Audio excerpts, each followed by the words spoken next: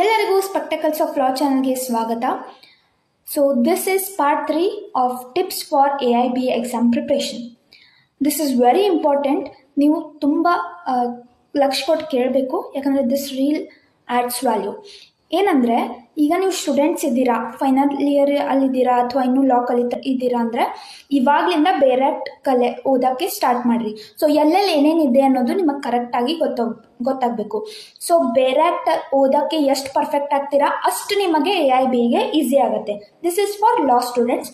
And ಈಗ ಲಾ graduates ಇದ್ದಾರೆ, next attempt ಮಾಡೋರು ಇದ್ದಾರೆ, ಅವರಿಗೆ ಏನು ಟಿಪ್ ಅಂದರೆ, ಈಗ 3 hours ಎಕ್ಸಾಮ್ ಇರುತ್ತೆ.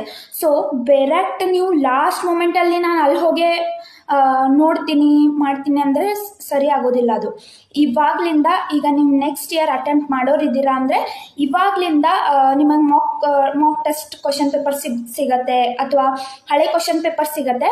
ಅದನ್ನು 3 hours ಟೈಮ್ ಇಟ್ಕೊಂಡು ಸಾಲ್ವ್ ಮಾಡಿ, ಸರ್ಚ್ ಮಾಡೋಕ್ಕೆ ಕಲೀರಿ. ಆಮೇಲೆ ಬೇರೆಕ್ಟಲ್ಲಿ ಏನೇನಿದೆ ಅನ್ನೋದು ಕಲ್ಕೋರಿ ಫಸ್ಟು, ಯಾಕಂದರೆ ಎಲ್ಲೆಲ್ಲಿ ಏನೇನಿದೆ first index is very important.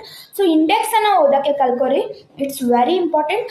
Reading ಬೇರೆಕ್ಟ್ ಅದು 3 hours ಕಂಪ್ಲೀಟ್ ಮಾಡೋಕ್ಕೆ ಟ್ರೈ ಮಾಡೋದು, it's very important. And follow for more such updates. Thank you.